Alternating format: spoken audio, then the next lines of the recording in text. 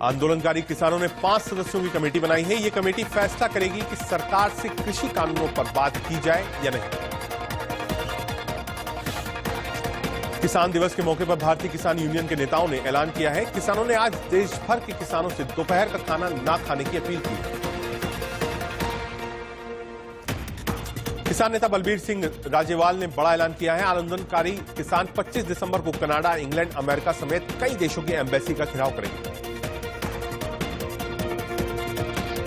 किसान नेता कुलवंत संधू का बड़ा ऐलान, कहा सभी किसान ब्रिटेन के सांसदों को खत लिखेंगे और ब्रिटिश पीएम को भारत आने से रोकने की अपील करेंगे। भारत सरकार ने 26 जनवरी को ब्रिटिश पीएम बोरिस जॉनसन को भारत आने का न्योता दिया है। हालांकि ब्रिटिश सरकार की तरफ से इस पर फैसला नहीं लिया गया। शिरोमणि अकाली दल दिल्ली बॉर्डर पर जाने गंवाने वाले किसानों की याद में अखंड पाठ कराएगी और किसानों को श्रद्धांजलि दी जाएगी। किसानों के समर्थन में 2 करोड़ हस्ताक्षर कराएगी कांग्रेस। कल राहुल गांधी की अगुवाई में राष्ट्रपति से मिलेंगे कांग्रेस नेता। कांग्रेस नेता केसी वेणुगोपाल ने कहा, कृषि कानूनों को वापस करने की मांग के साथ देश भर के किसानों के हस्ताक्षर कराएंगे। भारतीय किसान यूनियन के राष्ट्रीय प्रवक्ता राकेश टिकैत ने कहा है कि कृषि मंत्री की ओर से बातचीत का अभी तक कोई निमंत्रण नहीं मिला। किसान नेता टिकैत ने कहा, किसानों ने फैसला लिया है, कानूनों की वापसी तक किसी भी सूरत में घर वापस नहीं जाएंगे। 25 दिसंबर को बीजेपी नेताओं से मिलेंगे भारतीय किसान यूनियन के कार्यकर्ता। बीजेपी नेताओं को ज्ञापन देकर मांगेंगे जवाब।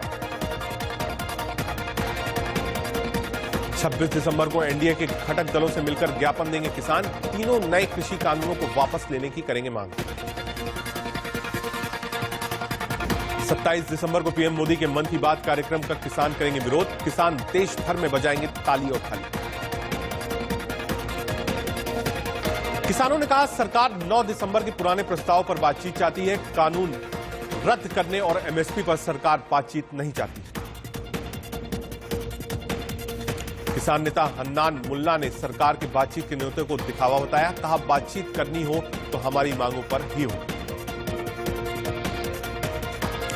दिल्ली सिंघू बॉर्डर पर किसानों ने कहा, सरकार उनकी समस्याओं का समाधान नहीं चाहती। कृषि कानून वापस नहीं लेने पर सरकार अड़ी। किसानों ने सरकार के बातचीत के प्रस्ताव को धोखा बताया। कहा, सरकार ने साफ लिखा है कि कृषि कानूनों में संशोधन चाहते हैं तो बातचीत की तारीख और समय बताएं। किसान मजदूर संघर्ष समिति के नेता सरवन सिंह पंघेर ने कहा है कि हम कानून में बदलाव चाहते हैं। तीनों काले कानूनों की वापसी ही हमारी मांग है। किसान संगठनों का बड़ा ऐलान, सभी टोल प्लाजा फ्री कराएंगे। विदेशों में भारतीय दूतावासों के बाहर भी होगा प्रदर्शन। देश में किसान आंदोलन को प्रवासी भारतीयों से मिलने लगी मदद। एनआरआई ने करीब 10 लाख रुपए के भेजे गजक, ताकि आड़े में किसानों को मिले गर्म पानी। किसानों के धरना स्थलों पर मक्के की रोटी और साग पहुंचाने की तैयारी में लगी हैं महिलाएं। आज ट्रेन से दिल्ली में किसानों के लिए खाना भेजेंगी महिलाएं। पूर्व केंद्रीय मंत्री हरसिमरत कौर बादल ने कृषि कानून को लेकर मोदी सरकार पर निशाना साधा। कहा, केंद्र सरकार के रवैये से कड़ाके की ठंड में सड़कों पर बैठे किसान। जम्मू कश्मीर के डीडीसी चुनाव में गुपकार गठबंधन अब तक 138 सीटें जीतकर सबसे आगे है। जम्मू रीजन में गुपकार का प्रदर्शन अच्छा नहीं रहा। बीजेपी को जम्मू कश्मीर डीडीसी की 74 सीटों पर जीत मिली है। मुस्लिम बहुल कश्मीर घाटी में भी 3 सीटों पर बीजेपी के उम्मीदवार जीते। जम्मू क्षेत्र में बीजेपी को 10 में से 6 जिलों में बहुमत मिला। जम्मू, सांबा, कठुआ, उधमपुर, डोडा और रिसाई में बीजेपी का चेयरमैन होगा। 26 सीटों पर जीत के साथ कांग्रेस तीसरी बड़ी पार्टी बन गई है। जम्मू कश्मीर अपनी पार्टी के खाते में गई 11 सीटें। निर्दलीय उम्मीदवार को 49 सीटों पर जीत मिली। श्रीनगर के खोनमोद 2 से बीजेपी के इजाज हुसैन की जीत पर खुशी का माहौल है। पार्टी दफ्तर में नेताओं और कार्यकर्ताओं ने नाच गाकर एक दूसरे को बधाई दी। जम्मू क्षेत्र में बीजेपी को मिली भारी जीत। जम्मू में बीजेपी दफ्तर में डांस करते दिखे बीजेपी नेता डॉक्टर जितेंद्र सिंह। पाकिस्तान ने फिर सीजफायर का उल्लंघन किया। जम्मू कश्मीर के पुंछ में सीमा पार से फायरिंग की गई। एलओसी पर पाकिस्तान की ओर से फायरिंग का भारत ने दिया माकूल जवाब, जवानों ने जवाबी फायरिंग की। मोदी कैबिनेट की बैठक हो रही है। बैठक में किसानों और कोरोना समेत कई अहम मुद्दों पर चर्चा हो सकती है। शिक्षा मंत्री रमेश पोखरियाल निशंक ने कहा है कि जनवरी या फरवरी में बोर्ड की परीक्षा नहीं होगी, बाद में ये एग्जाम आयोजित किए जाएंगे। गृह मंत्री अमित शाह 12 जनवरी को फिर से बंगाल के दौरे पर जाएंगे। शाह कोलकाता में जनसभा को संबोधित करेंगे। इससे पहले शाह 19 और 20 दिसंबर को बंगाल का दौरा कर चुके हैं। ममता बनर्जी ने अपनी सरकार की तारीफ की, कहा पश्चिम बंगाल गरीबी घटाने में नंबर 1 राज्य बन गया है, राजनीतिक हिंसाओं में भी आई है कमी। पश्चिम बंगाल की मुख्यमंत्री ममता बनर्जी ने केंद्रीय गृह मंत्री अमित शाह पर हमला बोला, कहा पश्चिम बंगाल को बदनाम करना ठीक नहीं। बीजेपी में शामिल होने के बाद शुभेंदु अधिकारी ने बर्धमान में की पहली रैली, टीएमसी पर जमकर बोला हमला। शुभेंदु अधिकारी ने कहा विश्वासघात की बात करने वाले बताएं 1998 के चुनाव के बाद कौन सी पार्टी टीएमसी के साथ थी। 25 दिसंबर को केंद्रीय मंत्री स्मृति ईरानी अमेठी दौरे पर रहेंगी। ईरानी अटल जयंती और किसानों के साथ कार्यक्रम में शामिल होंगे। अयोध्या में राम मंदिर की नींव के खंभों को लेकर श्री राम जन्मभूमि तीर्थ क्षेत्र ट्रस्ट को रिपोर्ट सौंप दी गई है। 29 दिसंबर को दिल्ली में ट्रस्ट की बैठक में अंतिम फैसला होगा। राम मंदिर निर्माण समिति की 8 सदस्यों की कमेटी ने ट्रस्ट को रिपोर्ट सौंपी है। प्राचीन मंदिर निर्माण शैली में पत्थरों के पिलर्स लगाने की सिफारिश है। श्री राम जन्मभूमि तीर्थ क्षेत्र ट्रस्ट के कोषाध्यक्ष गोविंद देव गिरी से इंडिया न्यूज ने खास बातचीत की, कहा समिति की रिपोर्ट पर फैसले के लिए 29 दिसंबर को दिल्ली में बैठक होगी। श्री राम जन्मभूमि तीर्थ क्षेत्र ट्रस्ट की बैठक में राम मंदिर की भव्यता पर फैसला होगा। मंदिर में होंगे 1200 पिलर। प्रयागराज के इफ्को प्लांट में अमोनिया गैस का रिसाव हुआ। हादसे में 2 अधिकारियों की मौत हो गई। गैस रिसाव की वजह से 18 कर्मचारियों की हालत गंभीर हो गई है। इलाज के लिए सभी को अस्पताल में भर्ती कराया गया। इंडियन ओवरसीज बैंक चंडीगढ़ से 299 करोड़ रुपए की बॉर्स क्रेडिट फ्रॉड में कार्रवाई। आरोपियों के एफडीआर, फ्लैट प्लॉट जब्त किए गए।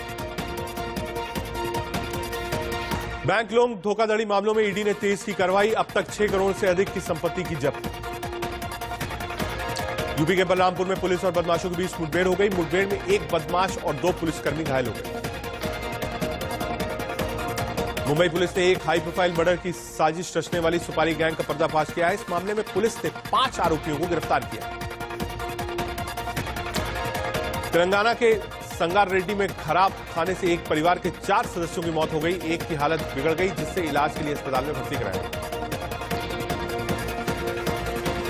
साइबराबाद पुलिस ने मौके से 1 करोड़ 50 लाख रुपए नकदी बरामद किए। साथ ही कंपनी के बैंक खातों को सीज किया।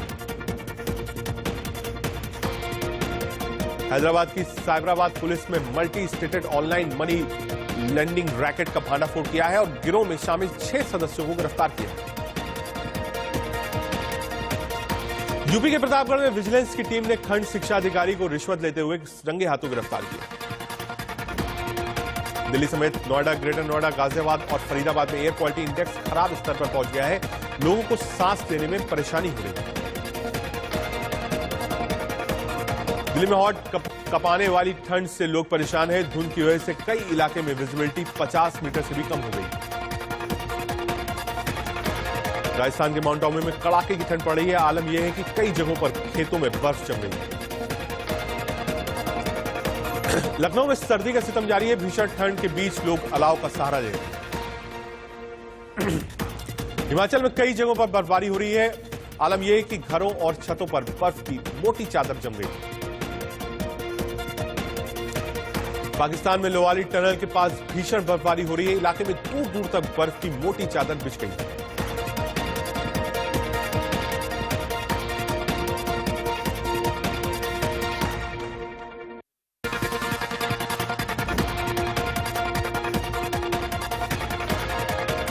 न्यूयॉर्क में पिछले कई दिनों से बर्फबारी हो रही है। ऐसे में लोगों का घरों से बाहर निकलना मुश्किल हो गया। कोरोना वैक्सीन की पहली खेप दिसंबर के आखिरी जनवरी के पहले सप्ताह में भारत आ जाएगी। दिल्ली राजीव गांधी सुपर स्पेशलिटी अस्पताल में वैक्सीन स्टोरेज के लिए तैयारियां शुरू कर दी गई। भारत अगले सप्ताह तक एस्ट्राजेनेका वैक्सीन को मंजूरी दे सकता है। एस्ट्राजेनेका की वैक्सीन को पहले भी कई देशों में मंजूरी मिल चुकी है। देश में कोरोना के अब तक 1,99,066 केस सामने आ चुके हैं। इनमें से 2,79,240 एक्टिव केस। पिछले 24 घंटे में 23,950 कोरोना केस आए हैं और 26,895 मरीज ठीक भी हुए। देश में पिछले 24 घंटे में 333 मरीजों की मौत हुई है। मौत का कुल आंकड़ा 1,46,000 के पार पहुंच गया। दिल्ली में कोरोना का कहर जारी है। पिछले 24 घंटे में 929 नए मामले सामने आए हैं, वहीं 25 लोगों की मौत हो गई। दिल्ली में कोरोना से अब तक 6,18,000 से ज्यादा लोग संक्रमित हुए हैं, जबकि कोरोना से अब तक 10,329 मरीजों की मौत हो चुकी है।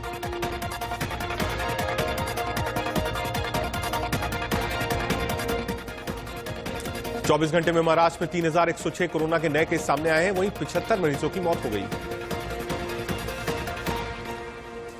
महाराष्ट्र में कोरोना मरीजों की संख्या 19 लाख के करीब पहुंच गई है। वहीं राज्य के अब तक 48,876 मरीजों की कोरोना से मौत भी हुई। देश में अब केरल इकलौता ऐसा राज्य है जहां सबसे तेज कोरोना के मामले बढ़ रहे हैं। पिछले एक हफ्ते के अंदर 38,000 से ज्यादा नए केस सामने आए। कोरोना वायरस के टीकाकरण पर नीति आयोग का बयान, कहा बच्चों को टीके की जरूरत नहीं। ब्रिटेन में नए कोरोना वायरस पर नीति आयोग के सदस्य डॉक्टर टीके पॉल ने कहा, घबराने की कोई बात नहीं है, नए वायरस से निपटने की पूरी तैयारी है। लॉकडाउन के दौरान प्रवासी मजदूरों के खिलाफ दर्ज की गई सभी एफआईआर वापस होगी। दिल्ली सरकार ने एफआईआर वापस लेने का आदेश दिया। ब्रिटेन में कोरोना के नए स्ट्रेन वायरस मिलने के बाद भारत में एयरपोर्ट पर बड़ी चेकिंग। दिल्ली, मुंबई, कोलकाता, अमृतसर, चेन्नई में ब्रिटेन से लौटे 20 पॉजिटिव मरीज। कोरोना वायरस का नया स्ट्रेन मिलने के बाद 40 देशों ने ब्रिटेन के लिए अपनी आवाजाही रोक दी है। हवाई सेवा पर भी प्रतिबंध लगा दिया। दुनिया भर में कोरोना के अब तक 7 करोड़ 80 लाख से ज्यादा लोग संक्रमित हो चुके हैं। अमेरिका में कोरोना संक्रमितों का आंकड़ा 1 करोड़ 85 लाख के पार चला गया, जबकि मरने वालों की संख्या 3,27,000 से ज्यादा है। रूस में अब तक संक्रमितों की संख्या 29,06,000 के पार चली गई है, जबकि मरने वालों का आंकड़ा 51,000 के पार है। फ्रांस में कोरोना के 24,69,000 से ज्यादा केस सामने आ चुके हैं। वहीं कोरोना से मरने वालों का आंकड़ा 60,000 के करीब पहुंच गया। मेक्सिको में कोरोना से अब तक 1,18,000 से ज्यादा लोगों की मौत हो चुकी है, जबकि 13,25,000 से ज्यादा लोग संक्रमित हैं। अमेरिका के प्रेसिडेंट इलेक्ट जो बाइडेन की टीम में 2 और भारतीयों को शामिल किया गया है। विनय को प्रेसिडेंशियल स्पीच राइटिंग का डायरेक्टर बनाया गया है। चीनी सेना के विवादास्पद साउथ चाइना सी में घुसने वाली अमेरिका नेवी के जहाज को खदेड़ने का दावा किया। पाकिस्तान में इमरान सरकार के खिलाफ पीडीएम आज से दूसरे चरण का आंदोलन शुरू करेगी। मर्दन में पब्लिक मीटिंग से इसकी शुरुआत होगी। नेपाल कम्युनिस्ट पार्टी के प्रचंड गुट ने केंद्रीय समिति की बैठक में प्रधानमंत्री केपी शर्मा ओली को पार्टी के चेयरमैन पद से हटा दिया। केंद्रीय समिति की बैठक में प्रचंड के धड़े ने नेता माधव कुमार नेपाल को दूसरे चेयरमैन के तौर पर नियुक्त किया गया है। पार्टी के पहले चेयरमैन प्रचंड ही रहेंगे। प्रधानमंत्री ओली ने अपने आधिकारिक आवास पर नए समिति का गठन किया। वहीं दूसरी ओर प्रचंड ने भी अलग से बैठक बुलाई। इसमें पार्टी के सीनियर लीडर मौजूद रहे। पाकिस्तान के बलूचिस्तान में सेना की बर्बरता के खिलाफ आवाज बुलंद करने वाली बलूच नेता करीमा बलोच का कनाडा में मिला शव। संदिग्ध हालात में हुई मौत। करीमा बलोच ने संयुक्त राष्ट्र में भी पाक सेना के अत्याचारों के खिलाफ आवाज की थी बुलंद। पाकिस्तान की सरकार और खुफिया एजेंसी आईएसआई पर संदेह। रविवार से लापता बताई जा रही थी करीमा का शव कनाडा के टोरंटो शहर में मिला। 2016 में रक्षाबंधन के मौके पर पीएम मोदी को भाई बताकर दिया था वीडियो संदेश। देश में बिग फ्लाई नाम से एक एयरलाइंस कंपनी शुरू होगी। इसे संजय मंडाविया शुरू करेंगे। कैलेंडर ईयर 2020 में ग्राहकों की सेवा में एचडीएफसी बैंक, आईसीआईसीआई बैंक और स्टेट बैंक ऑफ इंडिया अव्वल रहे। वहीं गूगल ऐप और फोन टॉप वॉलेट में शामिल हैं। विप्रो का शेयर बायबैक ऑफर 29 दिसंबर को खुलेगा और 11 जनवरी 2021 को बंद होगा। कंपनी को पिछले महीने में शेयर धारकों से बायबैक योजना की मंजूरी मिली थी। अनिल अंबानी की कंपनी रिलायंस कैपिटल की संपत्तियों को खरीदने के लिए 60 कंपनियों ने दिलचस्पी दिखाई है। इसमें से प्रमुख रूप से एसबीआई लाइफ और अपोलो शामिल हैं। वायदा बाजार में सोने की मांग में कमी के चलते भाव 214 रुपए गिरकर 50,202 रुपए प्रति 10 ग्राम पर पहुंच गया है। वहीं चांदी में 1,094 रुपए की गिरावट दर्ज की गई। क्रिकेटर युजवेंद्र चहल अपनी मंगेतर धनश्री वर्मा के साथ शादी के बंधन में बंध गए। चहल ने अपने सोशल मीडिया अकाउंट पर शादी की फोटो शेयर की। भारत रवाना होने से पहले विराट कोहली ने टीम इंडिया को सक्सेस मंत्र दिया और टीम को हिदायत दी है कि पिछली हार को भूलकर आने वाले मैचों पर फोकस करें और खुद पर भरोसा रखें। Association of tennis professionals award की घोषणा हो चुकी है, जिसमें रोजर फेडरर को सिंगल्स कैटेगरी में फैंस फेवरेट अवार्ड में नवाजा गया। पाकिस्तान टीम 3 मैचों की T20 सीरीज में व्हाइट वॉश से बच गई है। तीसरे और आखिरी मैच में उन्हें मेजबान न्यूजीलैंड को 4 विकेट से हराया। इंडियन सुपर लीग के मैच में बेंगलुरु फैंस को सीजन की पहली हार का सामना करना पड़ा है। डेविड विलियमसन के गोल की बदौलत मोहन बगान ने इस मैच को 1-0 से जीता।